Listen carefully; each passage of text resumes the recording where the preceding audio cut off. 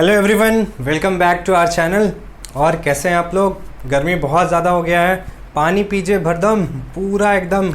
हमेशा बॉटल में पानी लेके रखिए। जब पढ़ते हैं तो पानी का बॉटल अपने पास लेके रखिए। पानी अभी बॉडी में बहुत ज़रूरी है ना। पसीना बहुत निकल रहा है, वाटर बॉडी से जा रहा है। इससे ऐसा होगा कि हमेशा डल फील होंगे, एनर्जाइज वे में नहीं लगेगा। इसीलिए पानी एकदम इक्वल अमाउंट में पीजिए, है ना।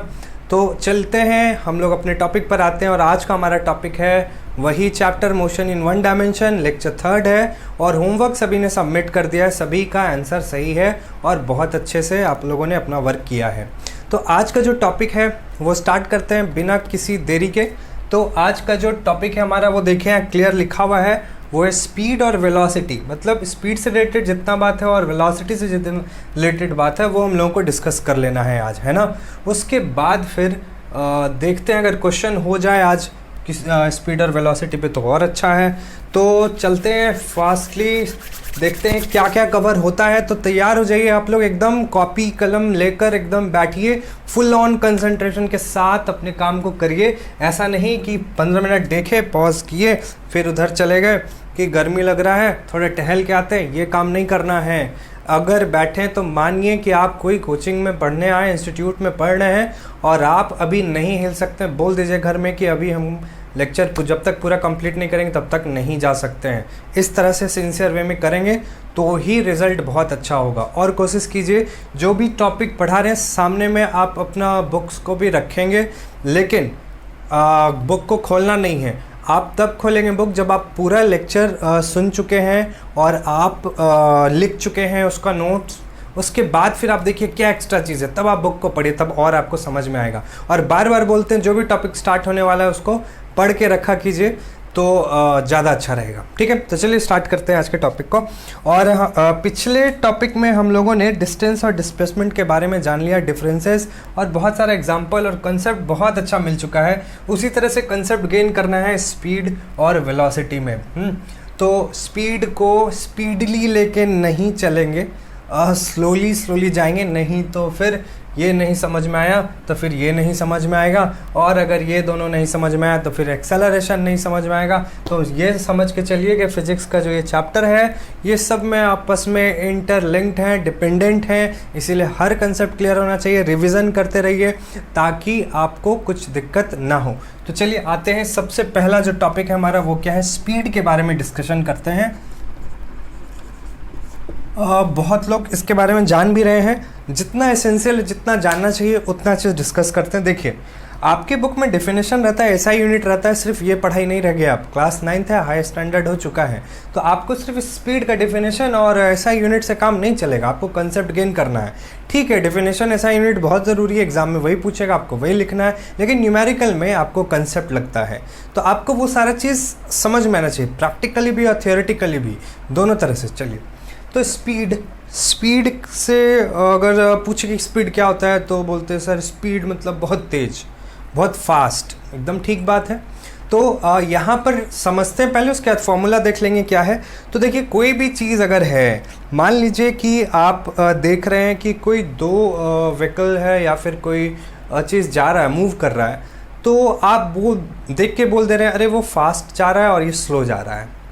तो आप ये कौन से क्वांटिटी को देखकर ये बात बता पाते हैं, वो फिजिकल क्वांटिटी स्पीड है। तो स्पीड से पता चलता है how fast the object is moving या फिर how slowly the object is moving. तो अभी देखिए यहाँ पर आपको ये बात समझना पड़ेगा कि आखिर और क्या बात जानना है। और वो बात ये है, जब आप बोलते हैं ना कि वो फास्ट मूव कर रहा है तो आप कहीं ना कहीं आपको पता नहीं चलता है, लेकिन वो चीज़ आप अंदर कैलकुलेट कर चुके हैं, अनुमान लगा चुके हैं। कैसे, आप बताइए। कोई भी चीज़ फास्ट अब तब बोलते हैं ना जब कम समय में वो ज़्यादा चीज़ कवर कर जाए।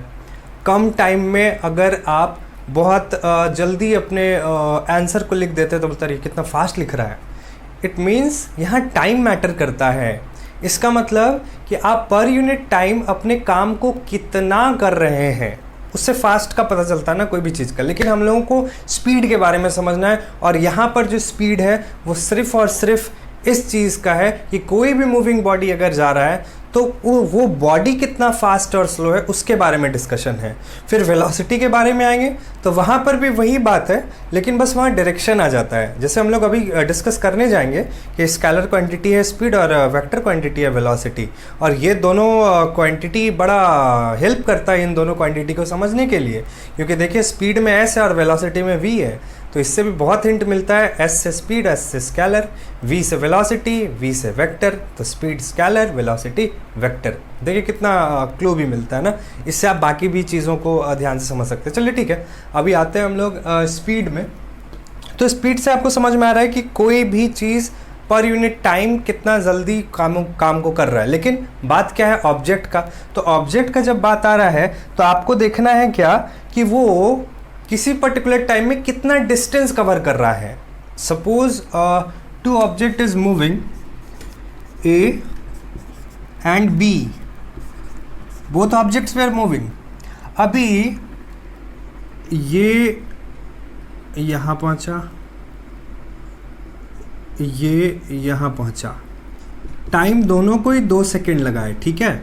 यहाँ से लेके यहाँ तक का जो डिस्टेंस है वो मान लेते हैं 5 मीटर है, और यहाँ से लेके यहाँ तक का जो डिस्टेंस है वो मान लेते हैं 10 मीटर है। 2 सेकंड में ये 5 मीटर पहुँचा, 2 सेकंड में ये 10 मीटर पहुँच गया। तो आप एकदम क्लियरली यहाँ पर बता सकते हैं कि कौन सा ऑब्जेक्ट ज़्यादा फास्टर है, तेज कौन है, तो बी है, क्योंकि उतने ही कम टाइम में ये ज़्यादा डिस्टेंस कवर कर लिया, तो इससे पता चला कि ये ज़्यादा फास्टर है। तो यानी कि आप बोल सकते हैं कि स्पीड क्या है, रेट ऑफ से भी बोल सकते हैं, यानी तो एकदम सिंपल लैंग्वेज में अगर जाते हैं, distance covered in per unit time.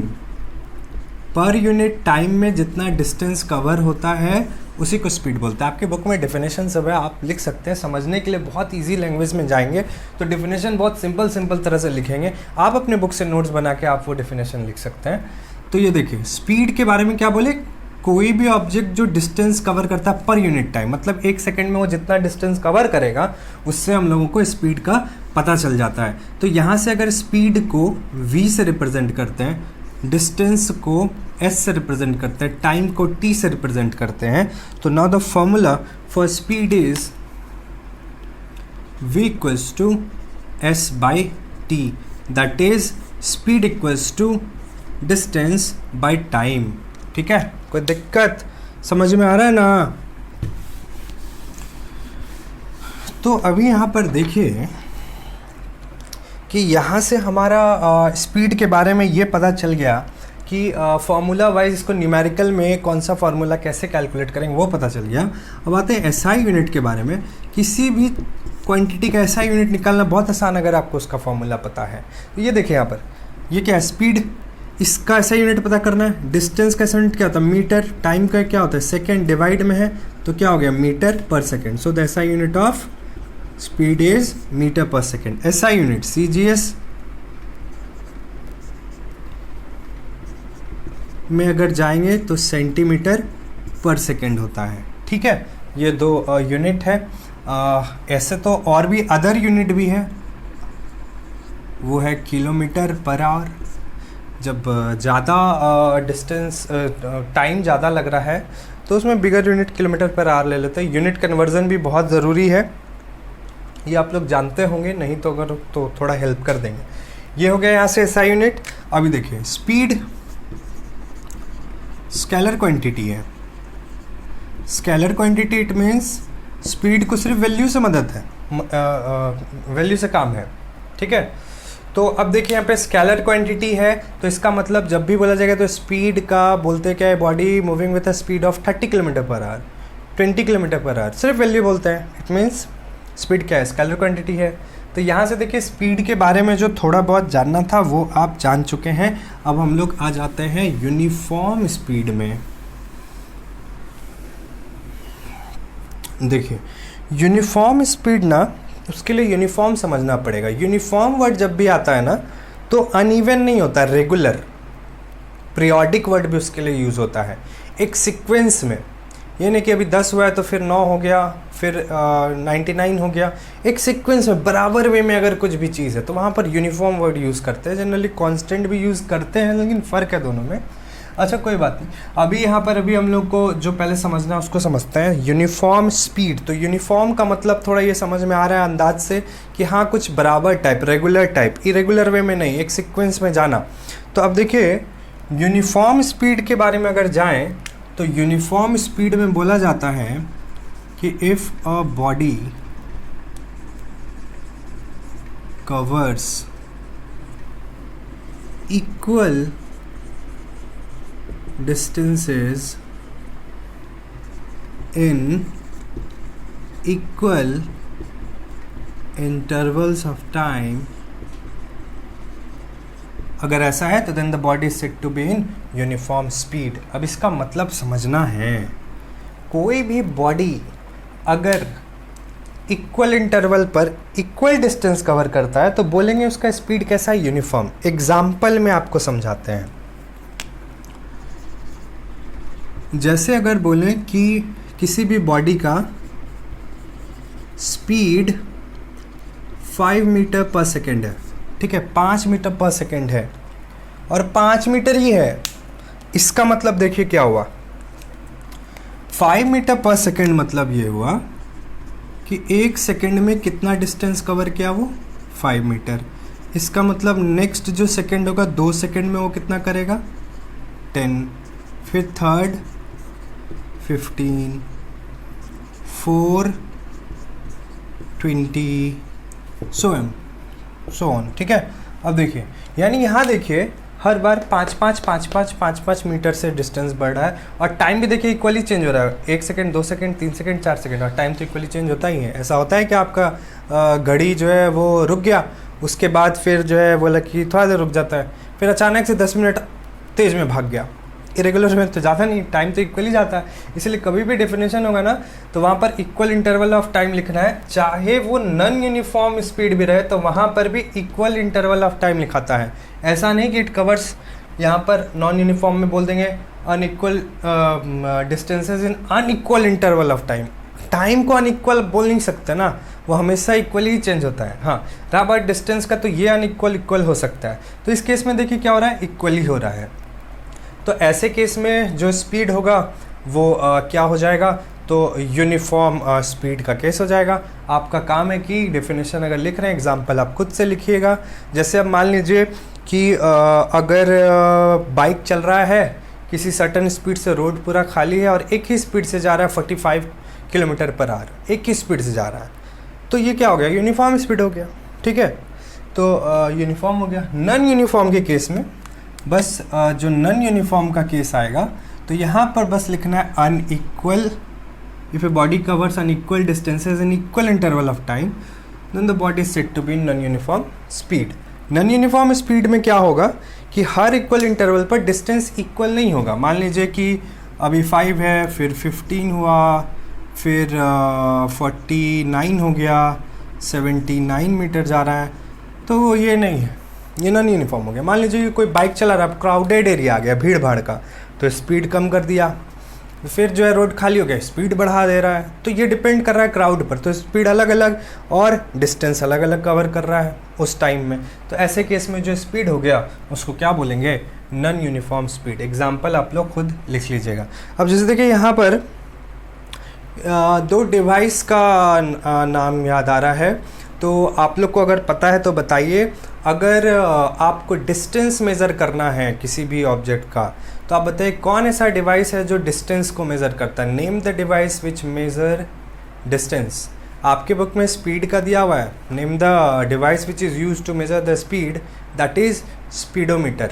उसी तरह से डिस्टेंस के लिए ओडोमीटर, ओडोमीटर,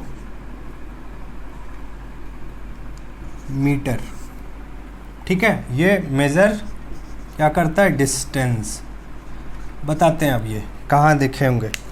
जो बाइक होता है ना या कार सब में, उसमें वहाँ देखते हैं ना कितना किलोमीटर चला, ऐसा करके रहता है।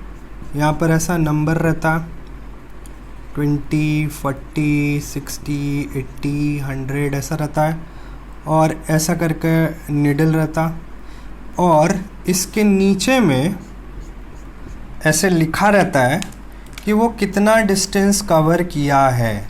ठीक है, तो ये जो न्यूमरल नंबर जो लिखा रहता है ये है ऑडोमीटर, और ये जो देख रहे हैं जो स्पीड को इंडिकेट कर रहा है, एक ही सेटअप में दोनों डिवाइस होता है, इसको स्पीडोमीटर बोलते हैं।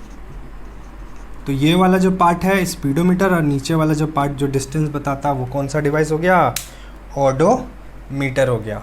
ठीक है, समझ में आ रहा है। तो अभी क्या करते हैं, इसको रब करें, यूनिफॉर्म नॉन यूनिफॉर्म कवर हो गया है। अब आते हैं नेक्स्ट है जिसमें कि डाउट हुआ है, ऋषभ बोल रहे थे कि सर इस पर कुछ क्वेश्चन हो जाए। तो इसको जिनको भी दिक्कत है इंस्टेंटेनियस स्पीड के बारे में बता दें। एक्चुअल में जो आप पढ़ रहे हैं वो इंस्टेंटेनियस स्पीड ही पढ़ रहे हैं। इंस्टेंटेनियस स्पीड ये टर्म आया इंस्टेंट से, और इंस्टेंट का मतलब होता है उसी पल, उसी वक्त, उसी समय। अभी जैसे बोले एट दिस इंस्टेंट, इस समय जस्ट आप क्या कर रहे हैं, वीडियो देख रहे हैं। ठीक है, तो इंस्टेंट, तो इंस्टेंटेनियस स्पीड कहने का क्या मतलब होता है, अगर मान लीजिए कि स्पीड वेरिएबल मतलब बदल रहा है, हमेशा बदल रहा है, सेम है ही नहीं। जैसे कि बाइक से जा रहे हैं, कभी 30 किलोमीटर पर आवर, 40, 60, 70 जो स्पीडोमीटर में अलग अलग स्पीड आ रहा है। तो आप किसी छोटे से टाइम इंटरवल के लिए मतलब आप 1 सेकेंड में आप देखना चाहते हैं, या 2 सेकेंड में 2 सेकेंड के इंटरवल पर क्या स्पीड आप देखना चाहते हैं, तो आप देखिए एकदम 2 सेकेंड में देखिए कि अरे 40 पे है, तो बोलते कि अरे अभी मेरा बाइक का स्पीड 40 किलोमीटर पर आवर। तो वो जो छोटे से इंटरवल के लिए जो आप बताएं कि अभी मेरे बाइक का स्पीड ये है, वो हो गया instantaneous speed, small interval of time पर। और आप देखिए जब भी कैलकुलेट करेंगे कभी भी क्वेश्चन में, ज़्यादातर केसेस में उस पर्टिकुलर टाइम पर अगर आप निकालते हैं कि उस पर्टिकुलर टाइम पर कितना स्पीड है, तो वो इंस्टेंटेनियस स्पीड होता है। उसके लिए भी सेम फॉर्मूला है, डिस्टेंस बाय वो छोटा इंटरवल ऑफ टाइम। ठीक है ना। तो इसमें कुछ ऐसा नहीं है, जैसे मान लीजिए कि एक सिचुएशन है कि a body is moving with variable speed से जा रहा है। ठीक है, चेंज होता जा रहा है, 30, 40, 50, 60 कुछ भी है, but some instant the speed of that body is recorded by speedometer। बोला क्या, एक बॉडी जो है वो वेरिएबल स्पीड से मूव कर रहा है, लेकिन कुछ इंस्टेंट पर उसका स्पीड क्या है, वो कौन सा डिवाइस मेज़र किया, स्पीडोमीटर जो है वो उसको रिकॉर्ड किया। तो अब अगर आपको ये मान लीजिए कि इसके बारे में इंफॉर्मेशन दिया हुआ है कि at that interval, small interval मान लीजिए यहाँ हम लिख दिए 2 second, at that interval body covers 4 metre. तो आपको बताना है कि वो स्पीडोमीटर में क्या रीडिंग था, मतलब उस इंस्टेंट पर क्या इंस्टेंटेनियस स्पीड होगा। तो आप देख लीजिए यहाँ पर फिर से वही फॉर्मूला स्पीड के लिए, डिस्टेंस बाय टाइम। तो उस इंस्टेंट पर, छोटे से इंटरवल ऑफ टाइम पर 2 सेकेंड पर और कितना डिस्टेंस कवर किया था, 4 और 2, तो यहाँ से हो गया 2 मीटर पर सेकेंड। तो ये उस इंस्टेंट पर जो स्पीड है 2 मीटर पर सेकेंड, ये हो गया इंस्टेंटेनियस स्पीड। बस इतना सा बात था इंस्टेंटेनियस स्पीड के बारे में। कोई दिक्कत, यूनिट सेम रहेगा वही, क्योंकि स्पीड ही है। चलिए नेक्स्ट आता हमारा एवरेज स्पीड। एवरेज तो बोलते होंगे कि जितना टोटल है उसका सम डिवाइडेड बाय जितना क्वांटिटी था मैथ में करते होंगे। यहाँ पर एवरेज स्पीड निकालने का जो तरीका है वो ये है, एवरेज स्पीड जो होगा, एवरेज स्पीड ये होगा total distance covered by total time taken. होता क्या है, मान लीजिए कि आप कहीं बस से जा रहे हैं, ठीक है। बस से जाने के बाद समय आप देख रहे हैं कि जहाँ भी आप जा रहे हैं, अपने नानी घर दादी घर कहीं भी जा रहे हैं, कुछ किलोमीटर है, मान लीजिए कि 60 किलोमीटर है, 65 किलोमीटर आपके घर से। तो बस में आप क्या देखें कि कभी कोई स्टॉपेज आ जा रहा है, वहाँ पर बस रुक जा रही है, कभी अगर बहुत ज़्यादा भीड़ है वहाँ पर धीरे हो जा रही है, कभी रोड खाली है तो स्पीड बहुत तेज़ हो जा रहा है। तो फाइनली आप जो है 4 घंटा के बाद या 3 घंटे के बाद अपने वहाँ नानी घर दादी घर पहुँच गए, ठीक है। तो सर नानी घर दादी घर जाना मस्ती करने के लिए, यही सब कैलकुलेट करने के लिए देखें गए। तो जाने पर क्या हुआ कि जाते जाते आपके मन में आया, नहीं आया तो सोच लीजिए आया, कि आखिर इस बस का एवरेज स्पीड क्या रहा होगा। जैसे देखते ना क्रिकेट में कि एवरेज स्ट्राइक रेट क्या रहा, किसी मैच में 0 में आउट हो गया, किसी मैच में हाफ सेंचुरी बनाया, किसी मैच में सेंचुरी बना दिया, किसी मैच में 10 रन बना के आउट हो गया। तो उस पूरे मैच का उसका एवरेज मूल्यांकन करके जो होता है ना कि आखिर कितना उसका स्ट्राइक रेट रहा, आखिर लगभग वो एवरेज में कितना रन बना पा रहा है, मोटा मोटी अंदाज बोलते हैं इसको कि ओवरऑल कितना है। जैसे कि आप देखते होंगे आपका मार्क्स जब आता होगा रिज़ल्ट, तो वहाँ पर कभी कभी फाइनल जब आता है मार्क्स तो उसमें एवरेज मार्क्स भी किया जाता है कि तीनों टर्म मिलाकर कितना आपको मार्क्स आ रहा है। कभी फर्स्ट टर्म में फिजिक्स में ज़्यादा आ गया, सेकेंड टर्म में ख़राब, फिर थर्ड टर्म में बहुत अच्छा, तो फिर एवरेज कैलकुलेट हो जाता है। उसी तरह से अगर कोई बॉडी का स्पीड कभी कुछ है, कभी कुछ है, कभी कुछ है, तो एवरेज स्पीड कैसे होगा, तो उसके लिए ये फार्मूला है कि जितना भी डिस्टेंस कवर किया डिवाइडेड बाय उसको जितना भी टाइम लगा उस छोटे छोटे डिस्टेंस को कवर करने में टोटल टाइम, उससे एवरेज स्पीड निकल जाता है, ठीक है। अभी जैसे मान लीजिए बोला गया क्या, a body moves 50 metre in second में ही रखते हैं, यूनिट कन्वर्जन अभी नहीं, एक सेम यूनिट में ही रखते हैं, इन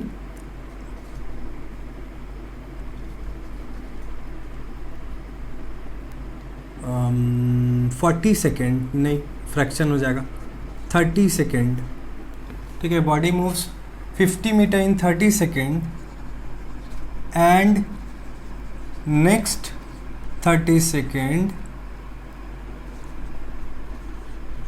it covers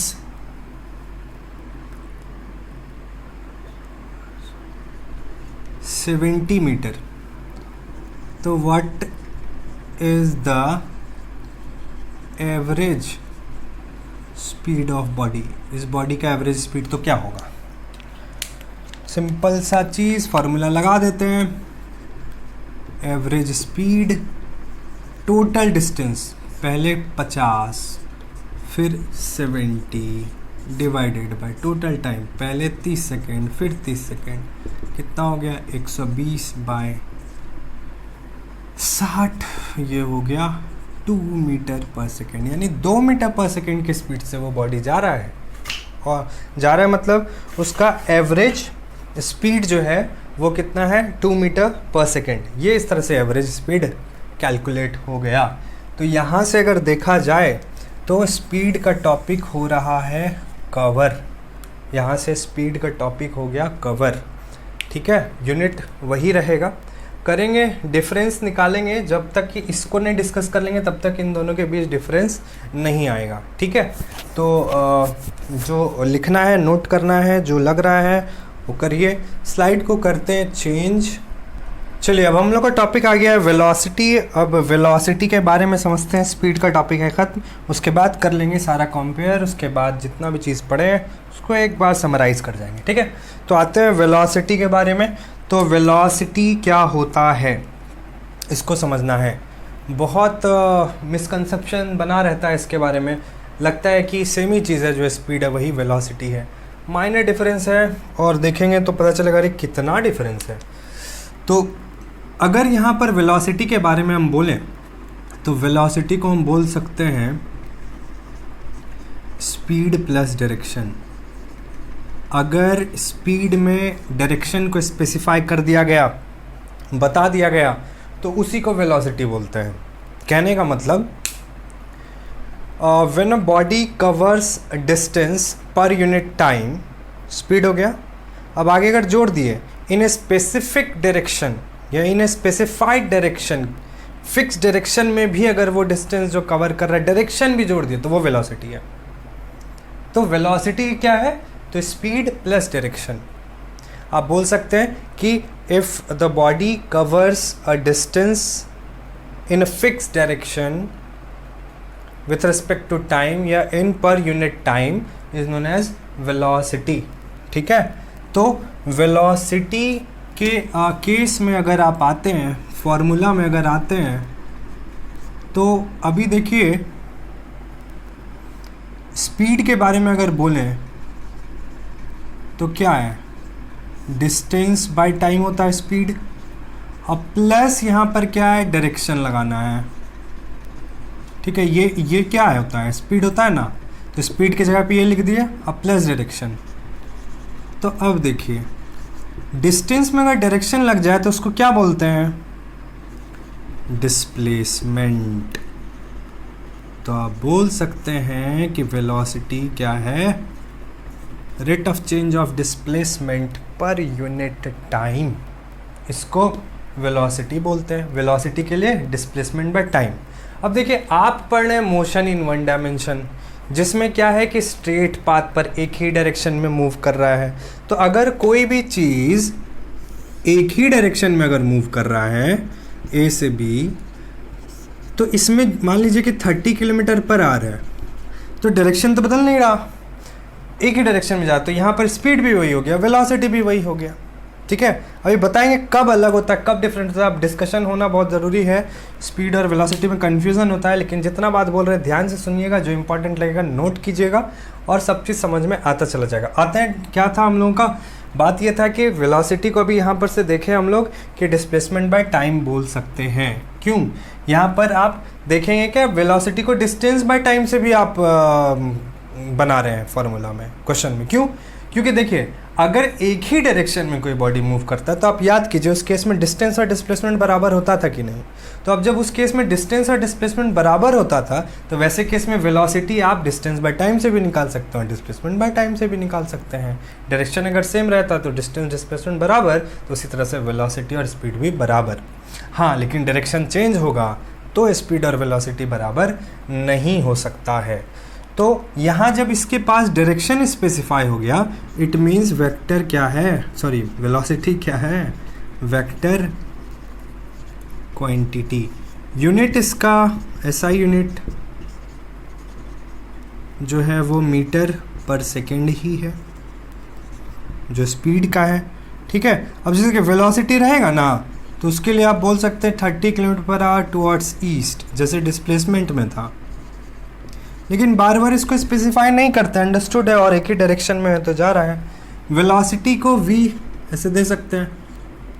इसके ऊपर आप देखेंगे बुक में ऐसे जो वेक्टर क्वांटिटी है उसके ऊपर ऐसे एरो दे देता है, इसका मतलब कि वो वेक्टर क्वांटिटी, उसको डायरेक्शन से मतलब है। तो ये हुआ हमारा वेलोसिटी के बारे में जो बात है वो क्लियर हो गया। तो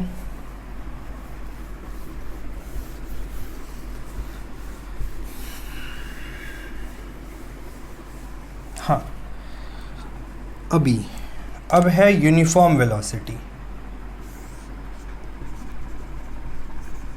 अब जब यूनिफॉर्म स्पीड समझ ही गए, वेलोसिटी और स्पीड समझ ही गए, तो ये भी समझ में आ जाएगा।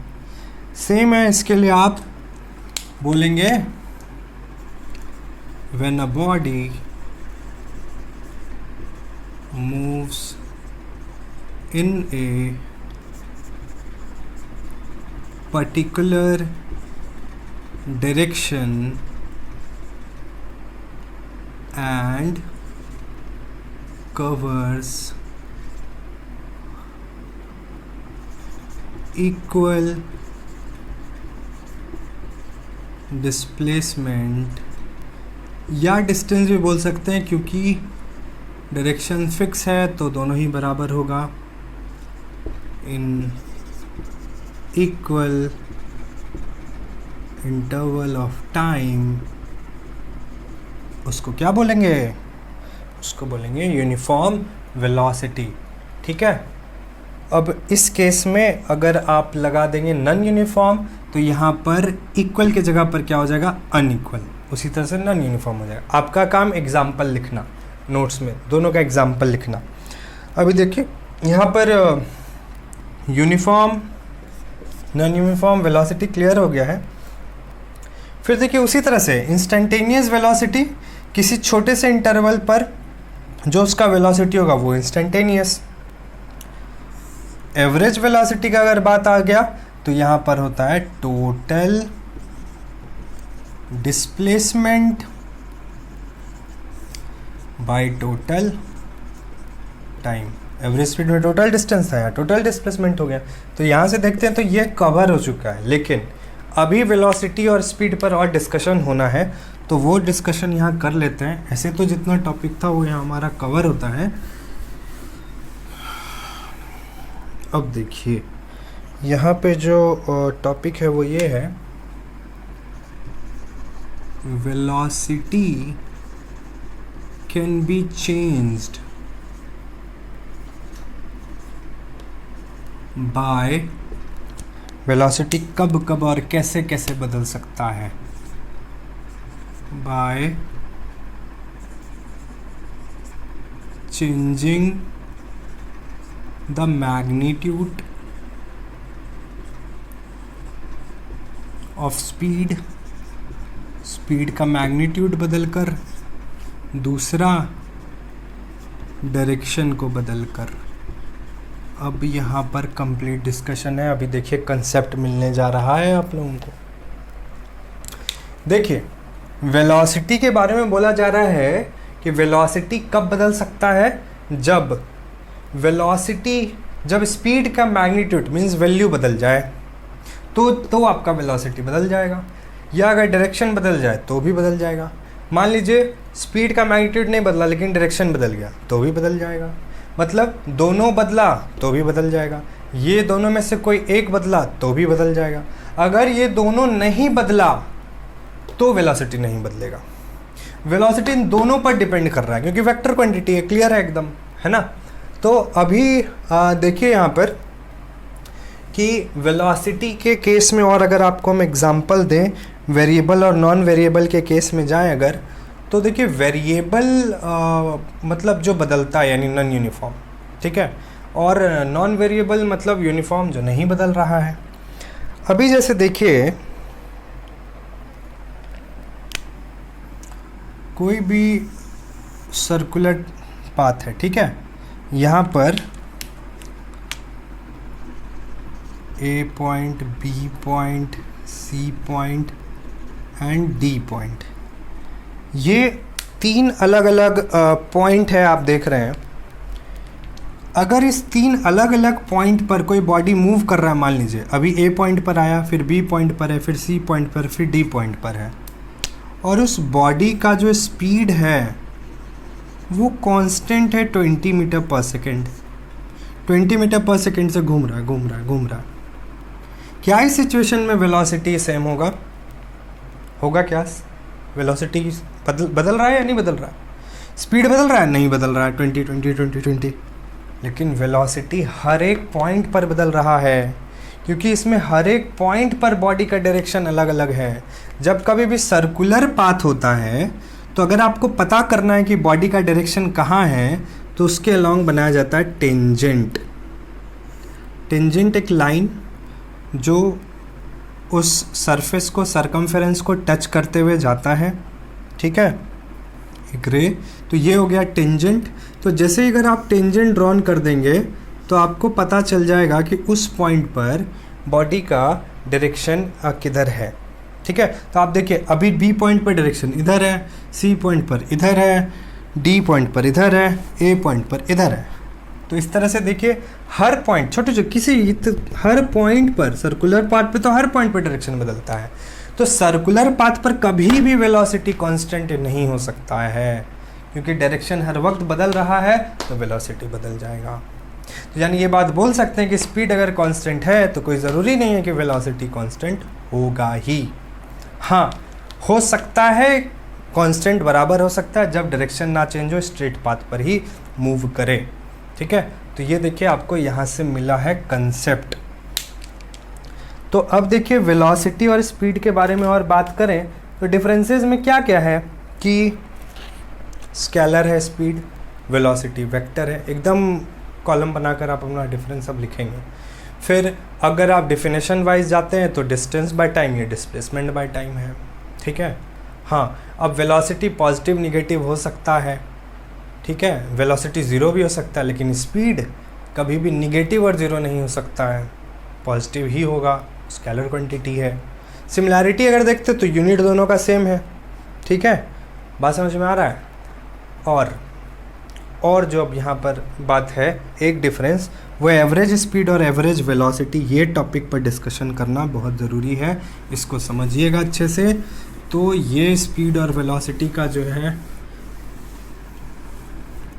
ख़त्म हो जाएगा, और अगर टाइम बचता है तो देखते हैं क्वेश्चन करा देंगे। एवरेज स्पीड और एवरेज वेलोसिटी, एक क्वेश्चन है आपसे पूछते हैं, जानते हैं तो बताइए। सुन नहीं पाएंगे लेकिन समझ तो जाएंगे। देखिए एवरेज वेलोसिटी और एवरेज स्पीड का एक क्वेश्चन ये है, क्या ऐसा पॉसिबल है, क्वेश्चन है कि क्या ऐसा पॉसिबल है कि एवरेज वेलोसिटी जो है वो नॉन ज़ीरो है और उसी कंडीशन के लिए एवरेज वेलोसिटी जो है वो ज़ीरो हो गया। The question is that if a body is moving with a non-zero average velocity, speed, can it be possible that the average velocity of that body will be zero? है क्या possible? एक ही situation में अगर कोई body जा रहा है और उसका स्पीड है लेकिन एवरेज स्पीड है लेकिन एवरेज वेलोसिटी नहीं है, तो इसका जो आंसर होगा वो होगा यस। तो कैसे? एग्जाम्पल ऐसा एग्जाम्पल जो अभी आप लोग कर नहीं रहे हैं, और वो ये है कि आप अपने घर से स्कूल जा रहे हैं मान लीजिए, और मान लेते हैं डिस्टेंस 7 किलोमीटर है। ठीक है, अभी आपको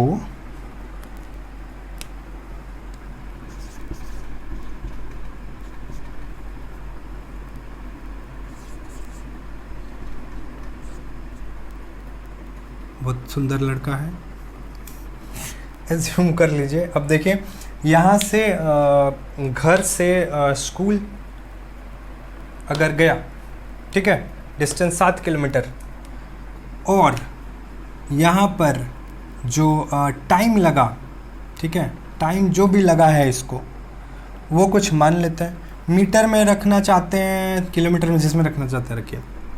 अब देखिए क्या है, यहाँ से यहाँ गया तो इस केस में जो इसका स्पीड है, मान लेते हैं जो भी स्पीड है वो 20 किलोमीटर पर आवर, ठीक है, इतना स्पीड था। तो यहाँ से यहाँ जब ये गया, सिर्फ यहाँ से यहाँ, तो एवरेज स्पीड भी तो उतना ही हो जाएगा, 20 ही, ठीक है, इसी के स्पीड से गया, 20 के स्पीड से ही गया है। अब देखिए क्या हुआ कि जब स्कूल से घर आया ना, तो जब धीरे जा रहा था, स्कूल बोर हो गया है, धीरे जा रहा है कि लेट हो जाए, कहीं स्कूल ना जाए, बाहर से ही घुमा दे। अब जब स्कूल से घर आना है तो भागना है, तब तो स्पीड बढ़ गया, ठीक है, और वापस यहाँ आ गया। अब देखिए इस पूरे सीन के लिए जो आपसे हम क्वेश्चन पूछते हैं कि एवरेज वेलोसिटी क्या होगा, घर से स्कूल, स्कूल से घर, तो इसके लिए तो total displacement by total time. तो टोटल डिस्प्लेसमेंट जो है यहाँ पर वो कितना हुआ, घर से स्कूल, स्कूल से घर, तो जहाँ इनिशियल पॉइंट वहीं फाइनल पॉइंट, तो हो गया 0। अब उसको कितना भी टाइम लगा होगा तो 0 बाय समथिंग इज 0। तो इस सिचुएशन के लिए देखिए क्या हो गया, एवरेज वेलोसिटी 0। लेकिन क्या एवरेज स्पीड 0 हो सकता है क्या? नहीं हो सकता है। क्यों नहीं हो सकता है? क्योंकि इसका कुछ तो डिस्टेंस कवर किया होगा, कुछ तो टाइम लगा ही होगा, तो total distance by total time का तो कुछ वैल्यू आएगा ही। तो इसीलिए कुछ ऐसा सिचुएशन है जिसमें एवरेज वेलोसिटी होगा लेकिन एवरेज स्पीड होगा, एवरेज वेलोसिटी 0 हो जाता है। ठीक है। और एक केस वो सर्कुलर वाला भी, यहाँ से स्टार्ट किया वापस यहीं आ गया, एवरेज वेलोसिटी 0 लेकिन एवरेज स्पीड होगा। तो ये सब पॉइंट है, याद सब आपके बुक में दिया हुआ है, ये सब चीज़ आप देख सकते हैं। ठीक है। अब देखते हैं टाइम का क्या है और स्लाइड चेंज करते हैं, अगर है तो क्वेश्चन देंगे, नहीं तो फिर होमवर्क दे देंगे। तो चलिए होमवर्क ही ले लीजिए, क्योंकि कुछ क्वेश्चन छोटा मोटा लेक्चर्स के ड्यूरेशन में ही बता रहे थे आप लोग को। तो अभी देखिए ये जो आपका एक्सरसाइज था ना, एक्सरसाइज का 9 तक था, आप बना चुके थे। अब वहाँ से 10 से 18 तक बनाना है, जो कि एक्सेलरेशन से पहले तक का है। लास्ट एक्सेलरेशन वाला पार्ट नहीं टच करना है, वो 19 में है, तो 18 तक बनाना है। न्यूमेरिकल वाला पार्ट है, आप देखेंगे आपके बुक में न्यूमेरिकल वाला पार्ट है, उसमें 1 से लेकर 6 तक बनाना है। अब देखिए क्या है, कल जो भी नेक्स्ट टॉपिक आएगा, अब वहाँ पर हम लोग को एक्सेलरेशन सिर्फ पढ़ना है, उसके बाद हम लोग आराम से न्यूमेरिकल में आ जाएंगे।